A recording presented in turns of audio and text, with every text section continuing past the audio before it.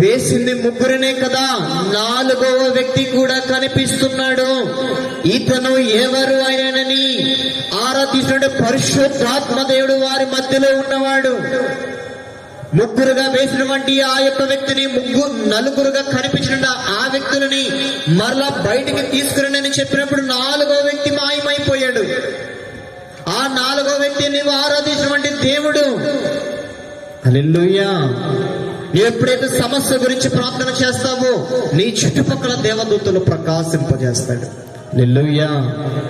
నీవు దేవునికి సమీపంగా ఉన్నావు కాబట్టి ఆ దేవుడి సమీపంగా ఉన్నటువంటి నీ ప్రార్థన అదిగో పరలోకంలో దేవదూతలు చేరవేస్తాయి దేవునికి.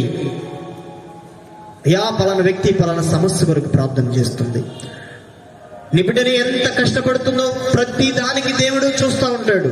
ఆ దేవదూతలు తిరిగి ఆ యొక్క ప్రార్థన సమాచారాన్ని దేవునికి తెలియజేస్తాయి. హల్లెలూయా. కాబట్టి ఆ యొక్క రాజు ఆ వేసినటువంటి ముగ్గురు మనుషులతో కాక నాలుగో వ్యక్తిని చూచినప్పుడు ఆ నాలుగో వ్యక్తి ఎవరా అని ఆరాధించి ఆపండి అన్నప్పుడు ఆ నాలుగవ వ్యక్తి మాయమైపోయాడు.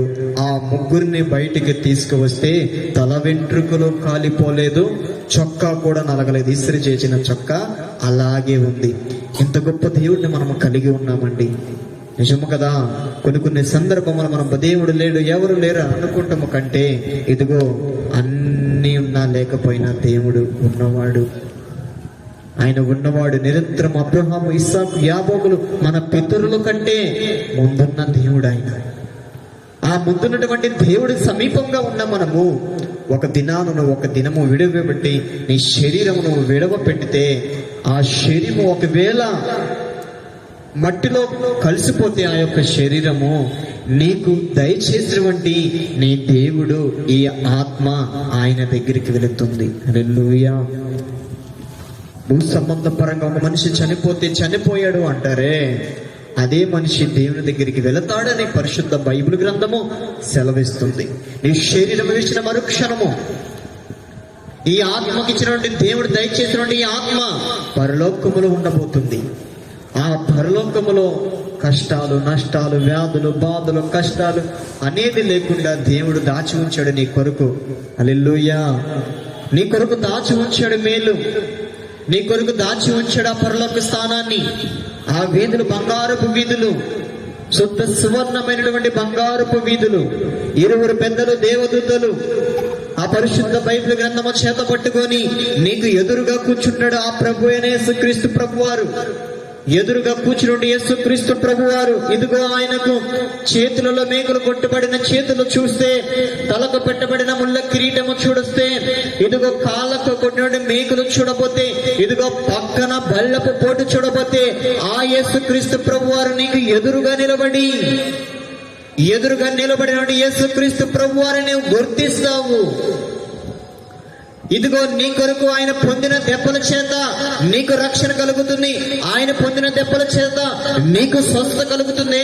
అదిగో యేసుక్రీస్తు ప్రభువారు సింహాసనం ఎదురు వేసుకొని నీకు కనిపించబోతున్నాడు. ఒక దినము ఎదురుగా కనిపిస్తుంటే ఆ యేసుక్రీస్తు ప్రభువారిని చూడడానికి నీ 2 కళ్ళు కూడా సరిపో. అయ్యా ఎంత వెలుగు! అర్ధరాత్రిలో లేచి లైట్ అయ్యగానే కళ్ళు దిమ్మరపోతాయి. మన కళ్ళు నిద్రలో లేచి ఆ మొహాన్ని ఇలా టచ్ చేసామనుకో, కళ్ళు రే లైట్ తీయండిరా అంట. ఫోకస్ లైట్ మన మొహం మీద కొడితే ఎలా అయితే మనము అసలు అంతెందుకండి, మిట్ట మధ్యాహ్నము 12 గంటలకు దగదగగా మెరుస్తున్నటువంటి ఎండ వైపు 2 కళ్ళెత్తి చూడగలమా? చూడలేము కదా. ఆ యేసుక్రీస్తు ప్రభువారు న్యాయస్థానం ఎదుట దగదగదగ మెరుస్తున్నటువంటి యేసుక్రీస్తు ప్రభువారు పాపులు ఎవ్వరూ కూడా చూడలేరు. ఆ పరిశుద్ధమైనటువంటి ఆ పట్టణంలో పాపులకి స్థానము లేదు. ఆ యేసుక్రీస్తు ప్రభువాన్ని చూడేటువంటి దర్శన భాగ్యము, ఆ యేసుక్రీస్తు ప్రభువాన్ని చూసేటువంటి మహిమను మనము సంపాదించుకున్నటువంటి బాప్తిస్మము తీసుకున్నటువంటి మనమే. హల్లెలూయా. యేసుక్రీస్తు ప్రభువారిని మరలా మనము చూస్తాము.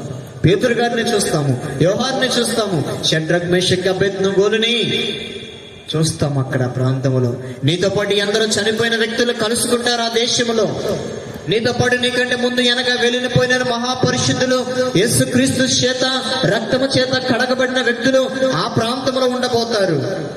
కేవలం పరిశుద్ధులకి ఎక్కడ స్థలము ఉంటుంది.